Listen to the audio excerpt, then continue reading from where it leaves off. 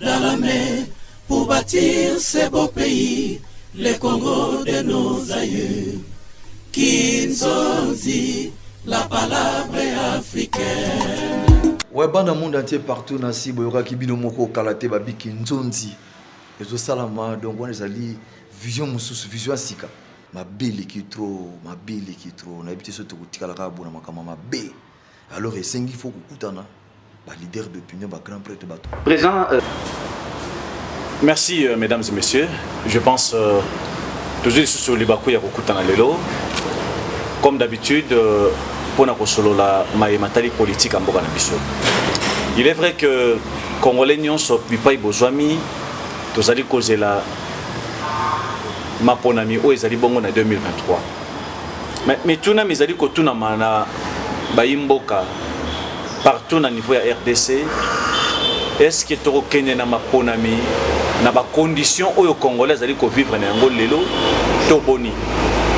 Lelo to rozwali bakwa ko solamo mukele kambo etali carburant, augmentation na ba prix ya biloko na ba marché.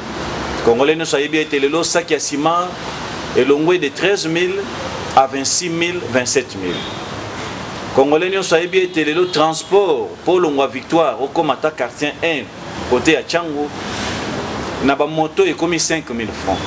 Ce que tu n'y as bazali comme ma moto tomi tuka to ba bazali ko sala mimbongo bazali ko lobaete to zali na problème ya guerre ya Ukraine. Même les cas sous na wenze et mati Mpio de Mati, problème est allié à guerre à Ukraine. Tandis qu'il nous reste qu'une année pour nos préparatifs à l'élection pour 2023. Donc, on a des conditions de vie au Congolais, c'est-à-dire vivre ou pas. Ce qui est au Kenya, on a des conditions oyo. Est-ce que Bandeko bazali na ngambo ya union sacrée bazali ko se préparer en conséquence? Je pense, nous recevons aujourd'hui président Yvon Mundadi, Wazali Bongo, un grand cadre dans le AVC, partiteur, il y a autorité morale, excellence Didier Boudimbo. Président Yvon, d'abord, bonjour. Merci, moi Namboka Nixon, merci Naba Kongoman, Nignon Soto, Yoba Pesibiso Tango, Yakoso la paix, Akolanda Biso, Naboke Bignon Soto. Merci. Yambo Penza, ça il a besoin de mon bilan. Bilan, la ligne Koloba Vezali, moi résumé Mouké. S'il faut parler du bilan d'ailleurs, c'est trop dur. Moi résumé Mouké par rapport à Maï, aux alliés comme on a l'élo sur terrain. Na été aux alliés Moko, Oyo, Okota Kaming Nabawenze. Oyebi prix même il y a tomate, Oyebi prix même il y a lipa Nakata Wenze. Puisque une ou deux fois, tout le monde a Kyo, Nakata Wenze, ici comme on a maman.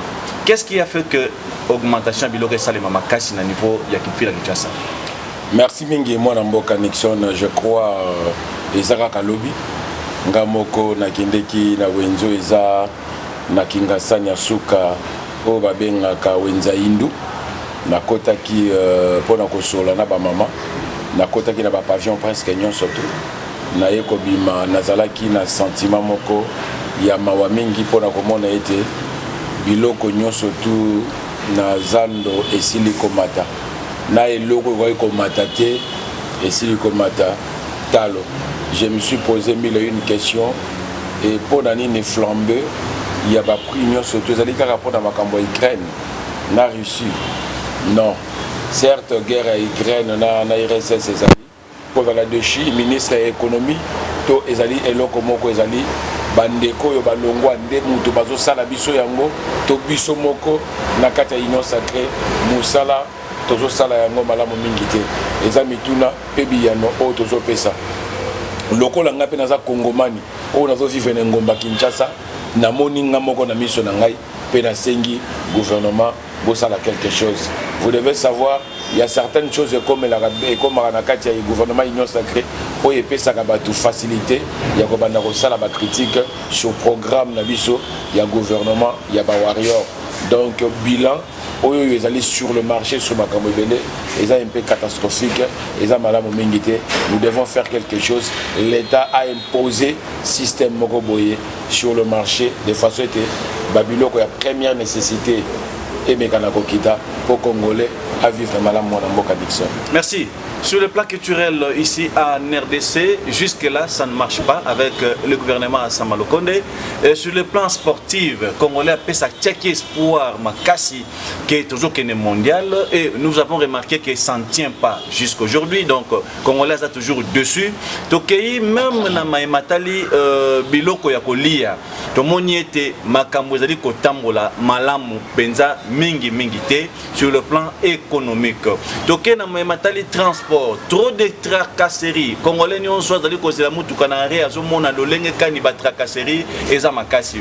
Sur le plan sécurité, Congolais allaient réclamer les Kamouya insécurité. Est-ce qu'on peut dire que le gouvernement Samalokonde ils ont échoué par rapport à leur mission? En fait, je ne peux pas dire que le gouvernement Samalokonde a échoué. A échoué par rapport à quoi? Non, ce n'est pas ça le problème majeur. Je crois, j'aimerais vous répondre calmement sur plusieurs aspects ou plusieurs actes que vous venez d'évoquer. Le gouvernement a Samalokonde qui peut faire la moussala. Et il y a que ça la moussala pour qui s'appelle peuple congolais mais si canaillé. Certes, Bitumba est makasi, certes, Makambo Belé Zali, Naba axe ou surtout, je crois toujours travailler. Mon amboka Nixon, oui, l'RDC est payé des dépenses à plus de 70%. Il y a un bon pour produire pour première nécessité à niveau mboka Rabiso.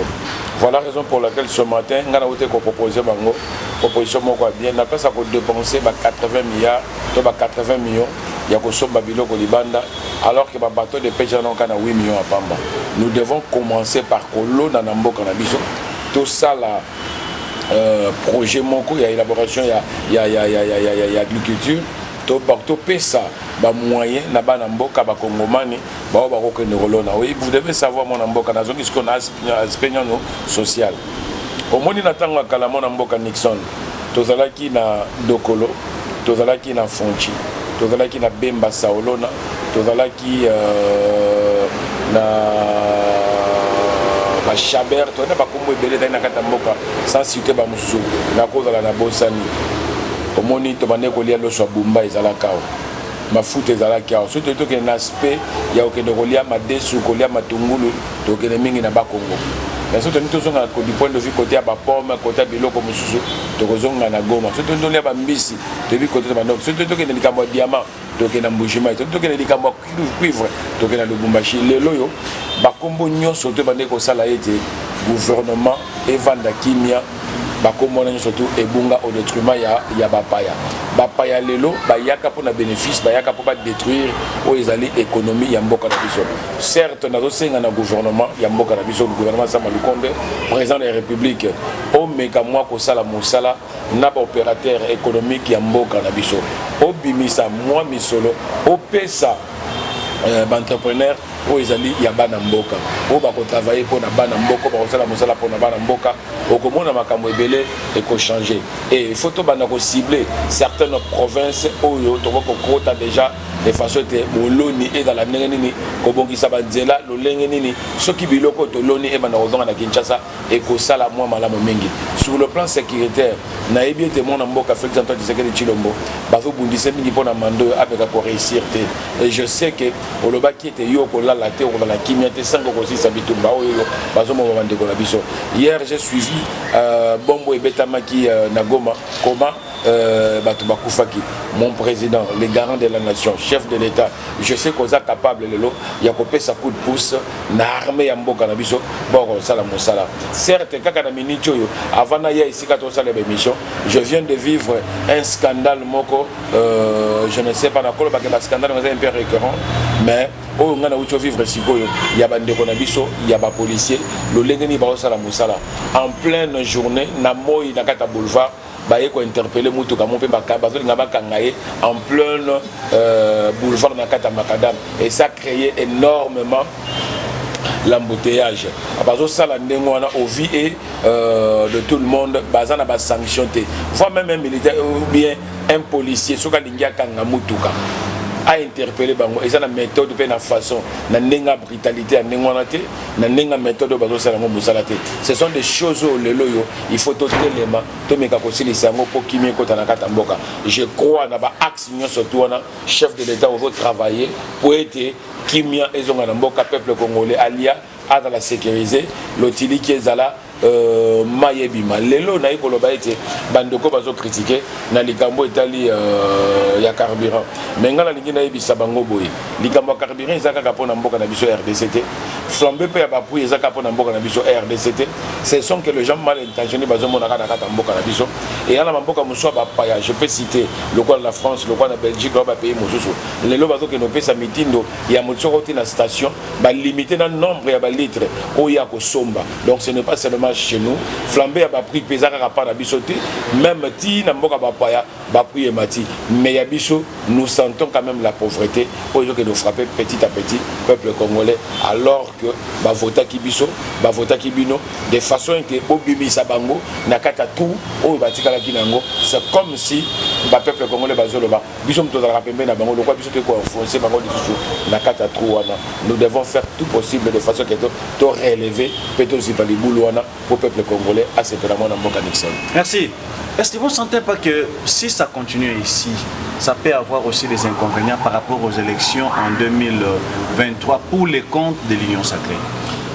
Merci beaucoup, mon Mboka Nixon. Je crois que les Congolais sont surtout à Zobaté, à Zamayele. Les Congolais sont surtout déjà avertis. Les Congolais sont Mona, Baebiete, Bitumba, surtout mon Mboka fait d'entendre ce que les Chilombo, Oazo Sala, ils allaient pour relever Mboka Congo et Mata.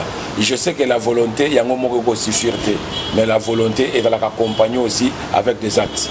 Et j'aimerais que les actes, ils allaient peine poser, je ne pense pas, parce que mon Mboka fait d'entendre ce que les Chilombo, a un mandat, a un bilan, a un devoir, il y a que ça là. Et je sais que les Congolais surtout confiance, afin que le deuxième mandat, de façon à relever des défis. Premier mandat, il y a mandat moko, il y a bitumba makasi, il y a komeka kosimba la gauche, la droite, pour la kotongi sabilo surtout. Mais si on a deuxième mandat, et là mandat mo ya kotonga pia kosala mosala madame. Merci. Je pense que vous avez suivi le député nationaux. Ils ont pu interpeller le ministre de l'économie au niveau de l'Assemblée nationale et Sengaki ministre a démissionné. Aujourd'hui, admettons le ministre est démissionné et après. Le ministre de l'économie, Sengaki a démissionné. Il a été destitué. Oui. La poste. Il est déjà déçu. Okay. Donc le rôle est déçu. On a sait que la poste a déçu. Mon amboka, l'économie amboka na biso. Mon amboka wana a été sélectionné na parti politique na classe Oya Zalaka, je crois Oyebi Yango. Je crois que ça fait un bout de temps qu'on passe par l'économie, mais à la Kissi, moi certaines insuffisances dans la gestion, il y a économique, mais la méthode il y a comme ça la moussala. Biso da union sacrée de l'Ingabato Baye, basa la moussala va répondre à la battante à peuple congolais. Ce qu'on répond à la battante à peuple congolais, c'est au monde de moussala ça mala mingité. Il faut yo aux à la moi mon panzi, mouto ko ça la moussala mala mo azonga ne sika pour moussala ça mala. Du point de vue, il y a ministre Oyoyo, il y a économie à la Kissi, moi certaines lacunes, moi certaines faiblesses dans Moussala et Batunion surtout va constater en gros dans le cadre marché flambé il y a pas prix dollar réseau mataté mais bilo réseau mata hier moi quoi ça sa solution il nous a promis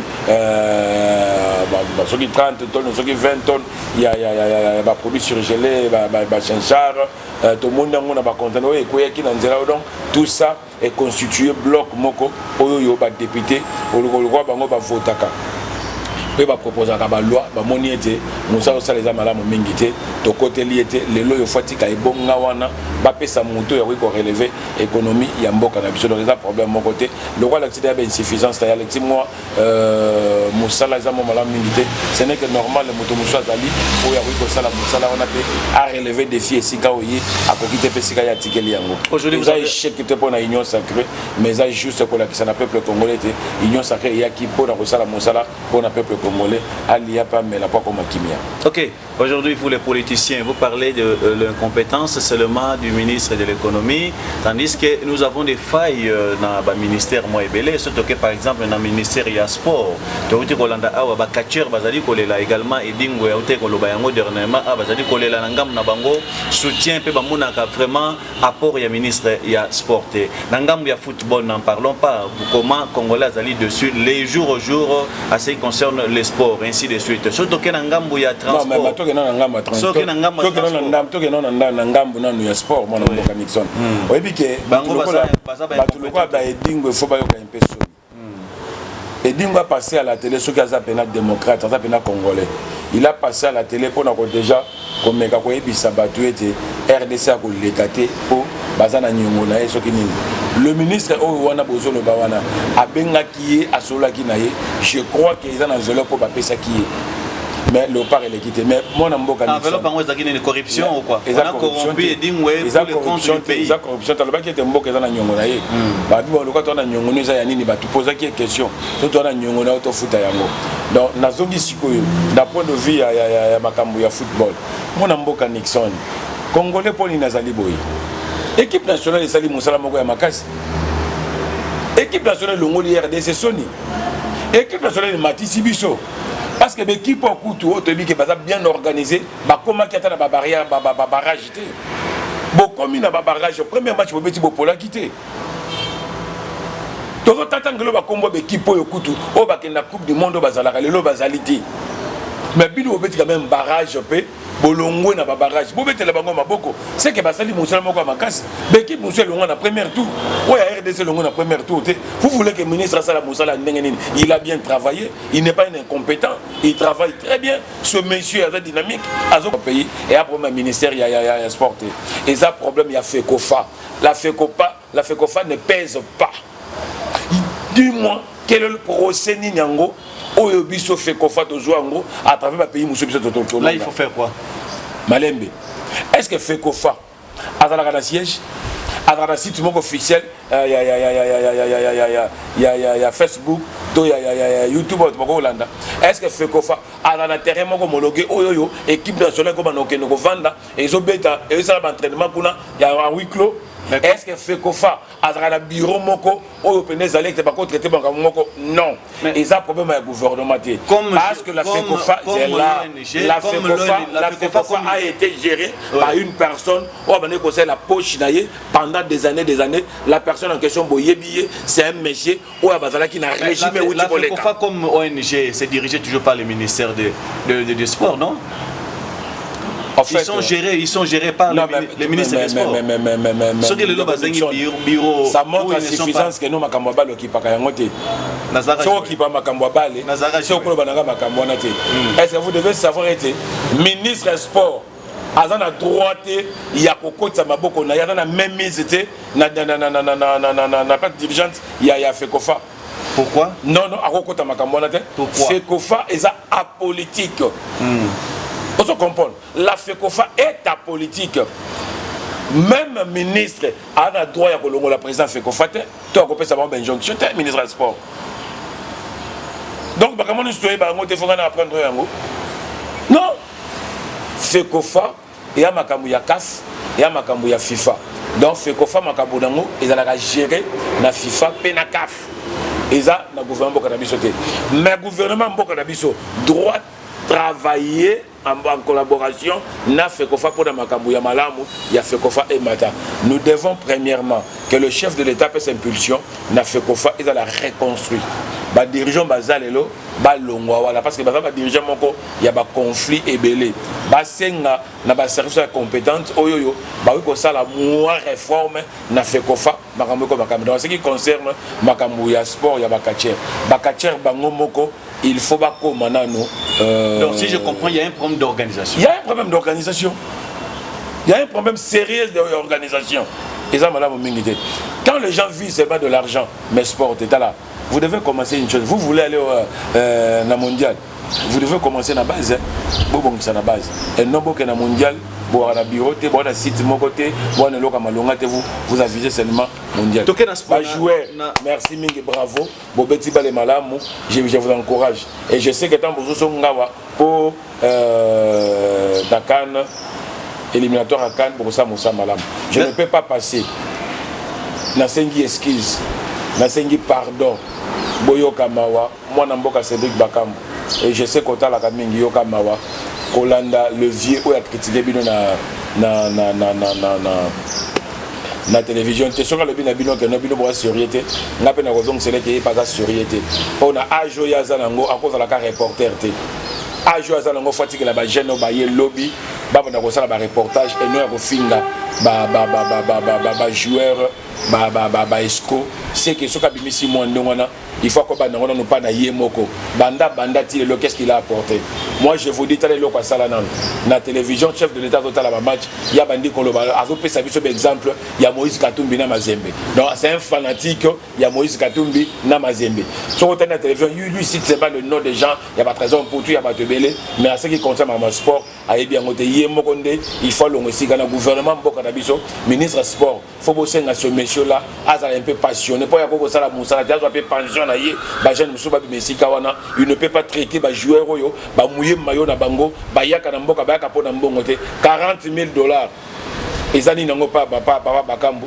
ezani nango pa ya bolasi o ba eko escroquer alors que Bakambu a fait un travail de titan o ya kolongola ba binationaux et belé ko ko na banque na ville à Kinshasa lelo je crois ce qui relève les alaka pas joueur relève pèse à la paix na niveau ba journaliste même na RTNC il doit être suspendu à comme payer pas journal nos pensions vanda attendez ba ninga msuba ko sala musala.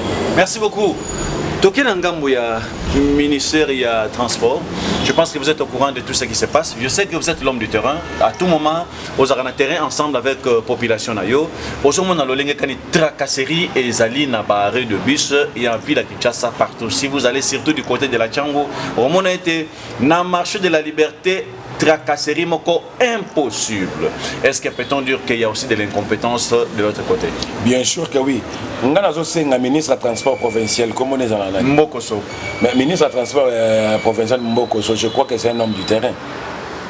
Est-ce que réellement c'est un homme du terrain? Parce que sur terrain, on ne le voit pas. Yango Moni a des fois dans la Lobakaete. Il n'a pas fallu tout sa chance dans le bateau de travail dans un régime à 18 ans, régime à prédateur, régime à bateau de Mambo Kotope Sabango Moussala pour pas de Moussala Moussala. Baïka a les mêmes idées, Baïka a la même pratique, Baïka a la même méthode à Moussala Moussala. Il y a un gros fin de sa gouvernement, il y a ça Malokonde.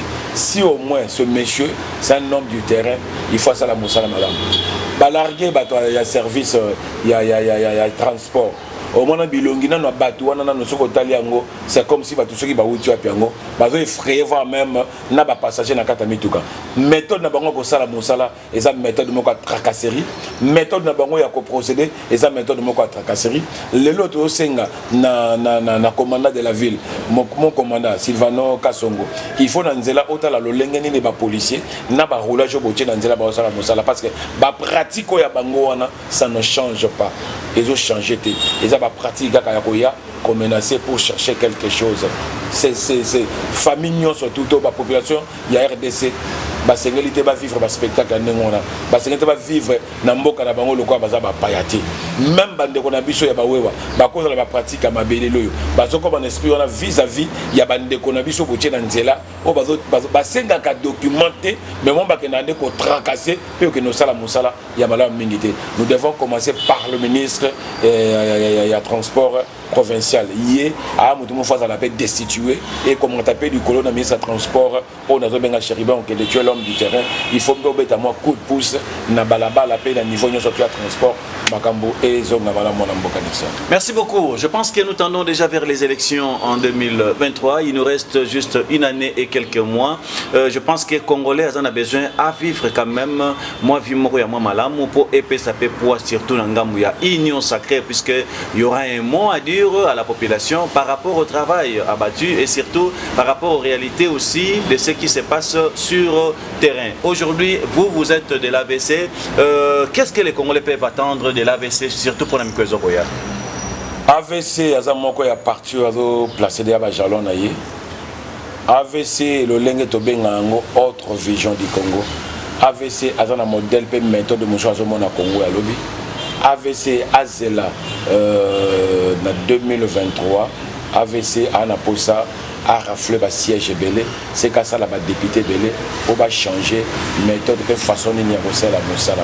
Donc AVC azamoko ya ba lié à taille ya UDPS, AVC azamoko ya ba membre ya makasi na kata union sake pe FPI, AVC aza oyoyo azo sala mosala de façon que peuple congolais azonga na esika na ye wana, je cite l'autorité morale maître Didier Boudimbo pe nazo citer Kombo ya secrétaire national maître Magloire Kassongope, le président intérimaire Laurent Lassiri. Bao baza au four et au moulin pour la kosala mosala pour te répondre na batante peuple congolais. Voilà la raison pour laquelle le peuple pour na koyi solo la naie, pour na koyi ba bosenga naie, pour na koyi ba désirata na bango, pour na komemango pembeni ya mokonza mboka. Je crois encore semaine yo to va se faire bino pour na kosolo na bino, bo pesa biso chance, bo pesa biso coup de pouce na bino, to ebete na 2023 donc décevoir binoté sur le terrain, Makabobele ko changer. Voyons voir na mes collègues comme en élection, je crois que Mokonzambo capé gouvernement ça malukonde ba ko surprendre bino makamio surtout et ko senga mala et ko zonga mala. Na ebinzembo moko misisa moko mokila ebaki aptini pe plazo senga nini, pe plazo senga alia amela afuta mamala. Je crois que tout ça et ko zonga pe boko sepela. Merci. Peuple Azosenga Alia Alata Atambola, mais le temps aussi passe. Nous avons parlé de ça il y a de cela 2-3 ans, de Romokende vers 2023. Tout ça, dans la même phrase que le peuple Akolia, Akomela, Akotambola Malamu, n'a évité quand, voilà, je pense, on a vu sur Union Sacrée, Bangonde Bayebi, soit sur Etigali 2 mois, 3 mois, les peuples vont se retrouver dans la condition de Malamu. Wanezali Maye, président Yvon Mundadi Aouti Koloba présentement. Alors revenons sur l'AVC. L'autorité morale de l'AVC à mon anagaté, président Yvon Mundadi. Tout le monde est sur terrain, vous êtes toujours sur terrain, c'est bien bon. Et depuis que l'AVC existe jusqu'à aujourd'hui, meeting à mon côté. Nano Bayoka, président, il y a autorité morale, il y a AVCT. Dans nos populations, à solo là, na autorité morale, il y a AVCT. Puisqu'il est trop pris par rapport à son travail comme ministre ou encore à Zobosana que à parti politique où ils allaient à la paix sur terrain ou face à face avec la population. Moi, Namboka Nixon, et Soko Yebi Likambote, faut aux informations. Moi, Namboka Didier Boudimbo, à approche de la population congolaise. Je vais citer moi Namboka Didier Boudimbo a sala déjà meeting populaire na niveau ya Imika pour ya zo tangu ya kosolola na population pena ba membre nyo surtout ya AVC na population nyo surtout. Ça fait combien de temps ça? Olobi ke na sala te ngana zo rappeler que non asia sala. Et moi Namboka Didier Boudimbo to uta ko uta na rotana pour la kosola. Et je vous dis l'AVC a zo projecté meeting moko populaire Oyo, excellence Didier Boudimbo, à Kozala, Yemoko Fouré Moulin, pour la Kosola, la population, Yamboka, Nabiso. Moi, Namboka Didier Boudimbo, a trop prité. Moi, Namboka Didier Boudimbo, a proche du peuple congolais. Moi, Namboka Didier Boudimbo, dans le secteur, il y a des problèmes, au monde qui a sala kaba descente, Yemoko, pour la camion surtout. Moi, Namboka Didier Boudimbo, parmi, ministre Obazo distingué, lui a distingué pour le moment parce qu'à sa proche il y a peuple. Au problème il y a carburant je crois que lobby nango moi Namboka Didier Boudimbo à l'écart qui n'a pas presse il y a Mboka na biso pour la couper sa solution pour la causer ton lobby dans on attend carburant va du côté comment alors bas qui peut être pénurie il y a carburant qu'on va la OSP a pas pris et qu'on va la nous sommes en train de négocier na opérateur pétrolière de façon été problème sur que les alliés peuvent arranger na ndenga kimia et vous résultat sur le terrain résultat mon compté bon mon problème les alliés donc dans le secteur ce n'est pas dit seulement car dans le secteur d'angati mais moi Namboka Didier Boudimbo azak na mabongisi ya kotambola na 4 districts oyo ekamami na mboka na biso na Kinshasa pe bokomone kala mingi te je crois que Changu azokota ngo kala mingi te Lukunga pe moamba azokota ngo kala mingi te po akanga masolo surtout. Merci. Voilà, on va terminer juste par ici. Un petit mot à ce qui concerne Congo, mon pays, Fachi, mon président. Vous avez promis à la population, juste à Fief Nayo et pas Iwapi Ozali, candidat en 2023, que fallait au larguer les bango. Quelques actions, entre autres, vous avez parlé de l'auto-école, vous avez parlé de la santé, fallait aussi la bande Nayo, polyclinique Moko Yamunene, base Nayo ya secteur. Quelle est la suite par rapport à la promesse au Salaki, population Nayo ya Tchango? Je crois que Congo, mon pays, Fachi, mon président, ils ont plateforme de Kangami Panangaï Moko, ainsi que Fondation Yvon Mondadi. Je crois à ce qui concerne l'auto-école, on a tous finalisé en haut. Donc comme il fait un prêt déjà, on a certaines autorisations, on a des documents Moko Boye, mais pour le moment, nous voulons tout simplement larguer sur le terrain. Toujours qu'il y a des axes, toujours pesana nous auto-école. Après, toujours qu'il y a un moment où il y a atelier où il y a qui s'abandonne. On a vu sur la base le lengani na kotonga. Donc il y a un bakamona mi balé. À ce qui concerne polyclinique, vous devez savoir que notre Koutana qui a un problème avec le responsable qui est comme responsable pour le matériel, il y a un et ça demande aussi beaucoup de documents. Je crois que comme il y a un projet dans l'avenir, mais ce qui concerne Ami Baléo, je crois que la fondation Yvon Mondadi, où il y a Kambami, le coordonnateur, où il y a Simbi, ville à Kinshasa Mobimba, et je cite le nom, il y a ma gloire apôtre Zeno de Bansi, une équipe pour Bimba, au Bazo Kamba, Fondation Yvon Mondadi, basée sur le terrain. Déjà, Kalaming était Bakomona, Mitukami Balé, où il y a axe à Kingasani, et vous avez la petite quartier, na Tchango Bobimana pour la Sala Moussala. Aussi que na transport, Congo, mon pays, Fatima, pour la population à l'issue à Tchango. Oye Kambami, Nabatu, Bazana, Bakonche, Bazana, coordonnateur, Bazana, Kati, pour la Comboté, et je sais que vous posez parmi les coordonnateurs à Congo, mon pays, Fatima, président, c'est toi qui s'occupe de Yango, où ils ont des informations mieux placées que les Kanga, où il y a Congo, mon pays, Fatima, président. La structure socio-politique, je crois. Misala et Zokene Malamo, mais je ne m'aimerais pas télévision de Bellara parce que je suis un cadre au cadre. Il y a AVC, parlons plutôt de l'AVC où ils ont parti politique et dans niveau ville à Kinshasa et Kangi Masolo. Chez vous, c'est interdit d'avoir une ONG? Non, ils ont interdit. Ok, on va terminer par ici. Le président Yvon Mondadi.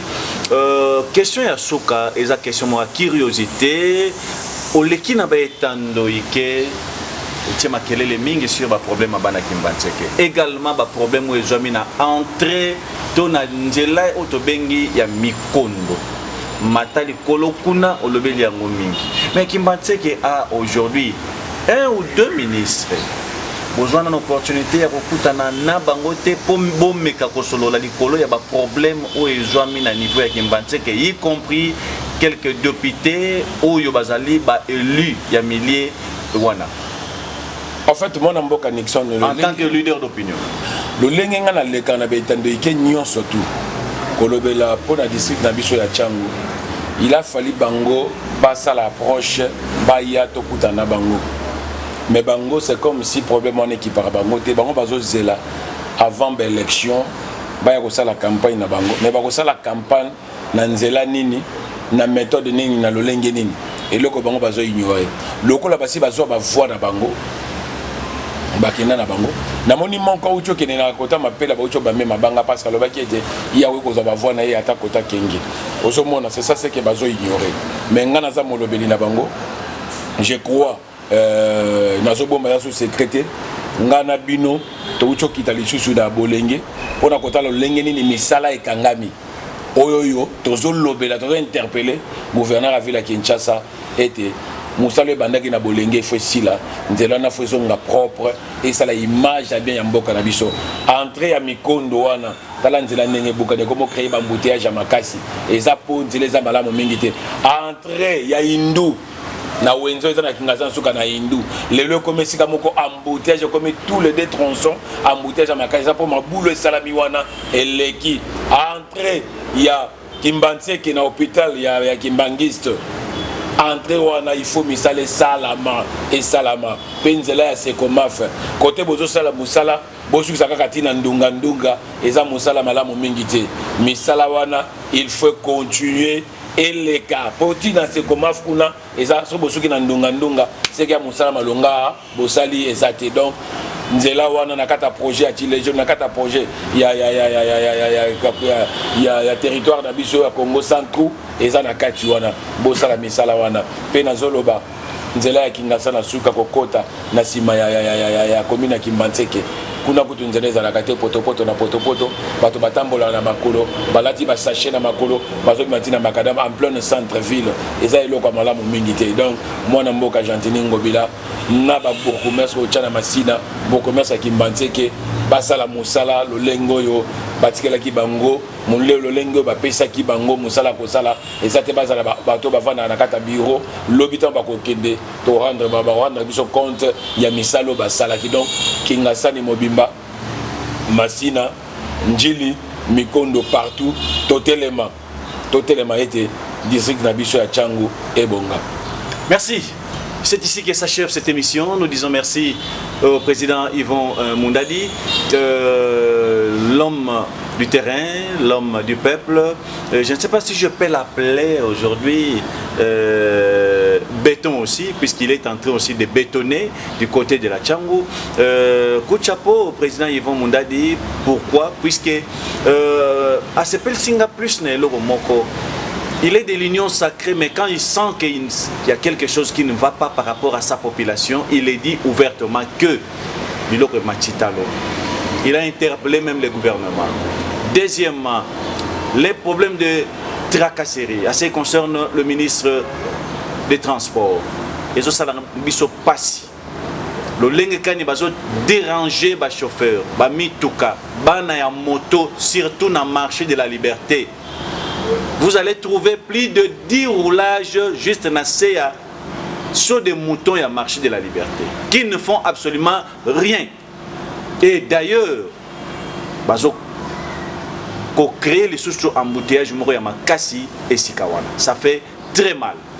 Alors nous demandons l'interpellation du gouvernement provincial à ce qui concerne tous les tracasseries ainsi que problèmes où il s'est passé à niveau ville Kinshasa. Merci beaucoup président Yvon Mundadi. Merci à nos téléspectateurs. On va se retrouver la semaine prochaine pour un numéro Moussouya Kinzonji Plus. D'ici là, portez-vous bien et au revoir. Voilà, merci mesdames et messieurs, chers téléspectateurs.